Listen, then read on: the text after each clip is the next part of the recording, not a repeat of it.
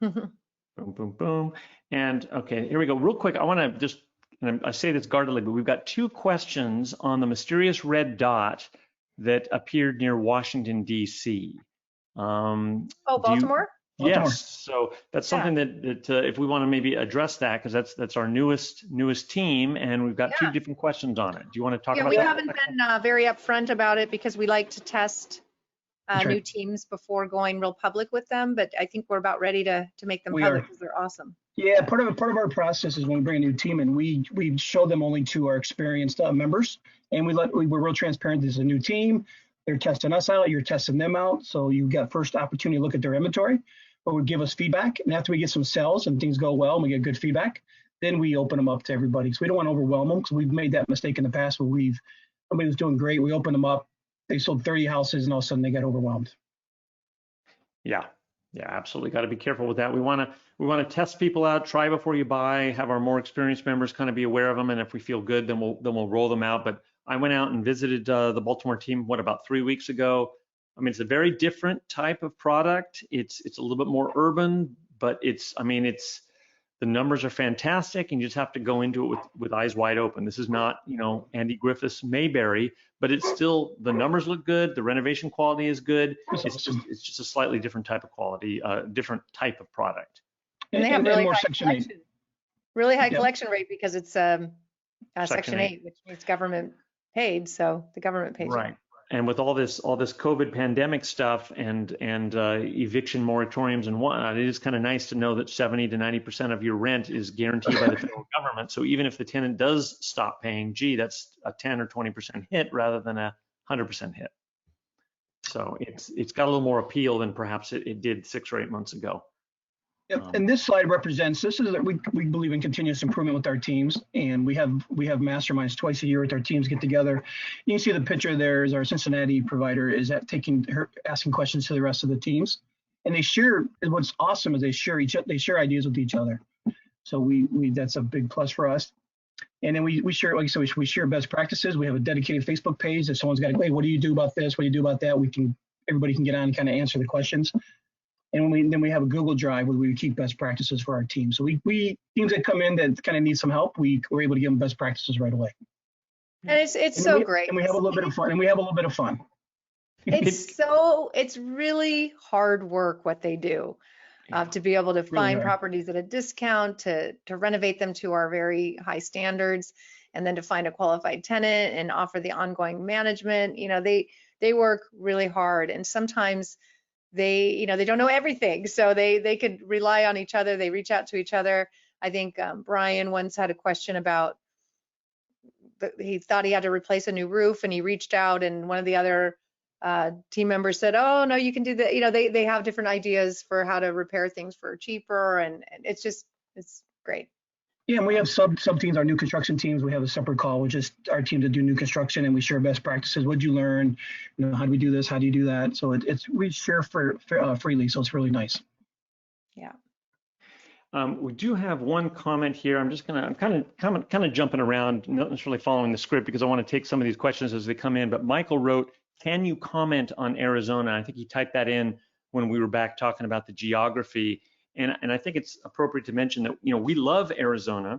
It's obviously close to the West Coast. The problem is it's just expensive. I mean, they've gone up double-digit returns over the last few, and you can barely make something cash flow. So the question then becomes, hypothetically, let's say we go out, we find a great property team in Arizona. They're buying and rehabbing houses to our real property standards. The problem is you're going to have to pay $250,000 for a house that maybe rents for $1,700. When you could buy 2 houses in Houston that both rent for $1,200. So what happens is we go through all the effort, we do our due diligence on a provider, and ultimately the investor, they're not going to live there, so they're going to look at the numbers, and they would most of the time would rather buy 2 properties in Houston than 1 in Phoenix. I'm just using those 2 southwestern examples. So although we like Arizona, it just, the numbers don't work out because they've appreciated so darn much over the last decade. Yep. Yeah, they worked great 10 years ago. Yeah, 10 years ago they were great. Absolutely. I mean, I did fix and flips there for years. I loved it. I hated it when the prices went up. That you couldn't do that anymore because I was having such a good time. But oh well. Okay. All right. Let's see here. What else? See if there's anything else here before we go on to the next slide. Do you want to, Tim? Do you want to talk about that Facebook group? We've got a couple questions on the dedicated Facebook page, but that's an internal group for our property That's team. an internal group with our property teams. Yeah, sorry, I want to make sure I'm clear on that. So if our Tampa team is having an issue with or concerned about something, they'll throw it on Facebook, and then maybe our Jacksonville team will get on and say, here's what I did with that. But we do have our Real Wealth Network Facebook page where you can talk to each other about different things too. That's correct. And then we do have a question. We have a question about Pittsburgh and why they don't see them, and then another question from Joe. What are your thoughts on the Burr strategy of investing in single-family homes? And I've got my thoughts on it, but Tim or Kathy, do you want to just kind of address that? I'll let Kathy address it. I mean, we love Pittsburgh. They did shut down over the last 3 months, and they were not housing or construction was not an essential business. So definitely a difficult place to get anything done. So we kind of put a pause on it. We also found that we have so many new members that for them to buy the house and then have it renovated after purchase was they just were too inexperienced for that. Because here's the deal, things come up during a renovation. Our very, very experienced teams expect that. They've got money set aside for that. You never always know what's behind the walls. So if you are buying a house and then paying for the renovation afterwards, but then all of a sudden the inspector comes and says, no, you were not going to approve this because you got to do this, this, and this, and all of a sudden the costs go up, we found that some of our members were really angry about that. So we thought, at this time, we are putting that on hold. We're looking at bringing that back on in a different way. We would need all really bulletproof disclaimers and disclosures showing that when you buy a house, now it's yours, so if anything ends up being wrong with it, once you start working on it, that's your problem. And again, a lot of newer investors didn't quite understand that. So we just figured we'd let the dirty work, let the property teams do the dirty work, and then they'll know really what the value of the property is. The overwhelming, absolutely well put, the overwhelming majority of the people that I speak to and the people that the investment counselors speak to, they're just not interested in having the stress of kind of pseudo quasi overseeing a renovation from 1,500 miles away. They would much prefer to have something that's been done, fixed, they get an inspection, they get an appraisal, and then they purchase it and they know what they're buying. So it's just a higher risk thing that just didn't fit for the most part with the majority of our members. And I did that model back in the day. That's just a tough model. And sometimes you think it's going to be done in 6 weeks. Like Kathy said, you open up the walls and all of a sudden it becomes 12 weeks.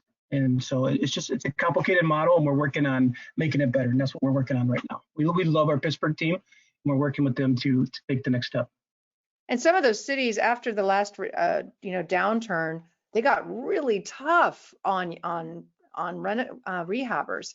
So like in Cleveland, the city inspector comes over and they'll tell you what you have to do and you have to do it. Yeah. So if you were expecting to spend a certain amount of money and it ended up being double, you have to do it. Now the team that's there, they understand that and they know exactly what the inspector is going to be demanding, and so they buy accordingly. Correct. Yeah. So Tim, if it's okay with you, before you get to the property types, I'm going to take one other question because it's appropriate to what Kathy had mentioned earlier. Mark writes, what about buying properties in small cities like in North Texas? Kathy mentioned 1 million population. So I'll give my 2 cents, and then Kathy, I'd love to hear your 2 cents, is that we're referring to the metroplex, the overall metro area of an area. So a lot of the cities that our Dallas provider goes into is still considered part of the Dallas metro, even though it's damn near an hour north, east, south, or west. So it's still considered part of the metro. What we try to avoid is just the little isolated towns that are under 1 million out in the middle of nowhere that aren't part of a larger metro area. And like Leah, our Dallas provider, articulates this so well, where she explains why, looking at it on a map, it looks like it's really far out, Denison, Texas from Dallas, but it's really not that far out based on speed limits and population trends and demographic trends. And so it's part of the metro, therefore it's well diversified. So we don't really want to focus on the population of Denison or Greenville, Texas, so much as we want to focus on the overall metro population. Yep, and that's exactly right. Leah is she follows the freeway. So as they're building jobs in restaurants and grocery stores, they're building houses, and that's what she's doing. Yeah, that's what we were doing 15 years ago before I knew Leah. Where we bought was considered the boonies, and literally the only thing around the areas where we were buying in Dallas it was just fields. And I remember just thinking, this is crazy. Why am I buying this? It was Rockwall, Texas was one of those places. Now that's just considered Dallas, and its values have gone up 3-4 times since we bought in 2005. So that's exactly it. She decided that because Plano was growing. So we weren't basing the commute to Dallas, it was to Plano. And now businesses are moving further and further out for more affordability for them, for their headquarters, and that opens up more areas for residential. Yep, well put. All righty. So Tim, do you want to talk about property types? Yeah. Okay, yeah, property types. These are 3 types of properties that our teams sell to our members that have in their inventory. So, and we're going to talk about each one of them individually here in a second, but just to get all 3 of them. Real income properties, and then we have our rental resale, and then we have our new construction. And we'll get into more details of what those all are, but those are the 3 type of property types that we sell. Okay. Anyone Sorry. go to the details? That's okay. I buddy. know when I answer questions, it kicks me out. There we go.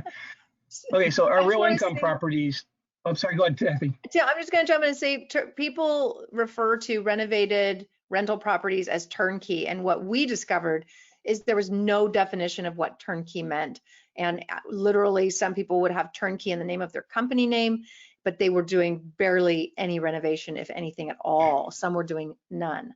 So we thought, okay, we're not going to call anything turnkey because there's no real definition. Our definition is going to be real income properties, which is renovated. So yeah, what does real mean, Tim? Yeah, it means renovated to real income property standards. That's the R. Then the E is examined through inspections, which we keep talking about. A is for purchase price at or below market value. That's important. And then L is for licensed property management. Great. So that's what we call our real turnkey standard, or our real standards, income property standards. Okay. And you one of the first things when yeah, go ahead. That's okay. And one of the first things when I joined with Kathy was I realized there was the whole industry. There was no really standards or expectations, or it was kind of wild west of single family homes. But one of the first things we did was develop some standards, and you can find those on our webpage. And this is an example where you find those at. You go under investor resources, and you see right down at the bottom there it says real income property standards, and it's all laid out there for you. And you click on that. That's the condition the property should be in when they're the real income standards. So you can print that out, and when you could give it to the inspector before you purchase to say this is what it should look like. And if it's not, then it's not a real income property, and you can talk to the seller or talk to us about that. Yeah, and what I envisioned with that was that's a great starting point to talk to the team. I print out these expectations, these standards, and it's a great place to start the conversation. Mm-hmm.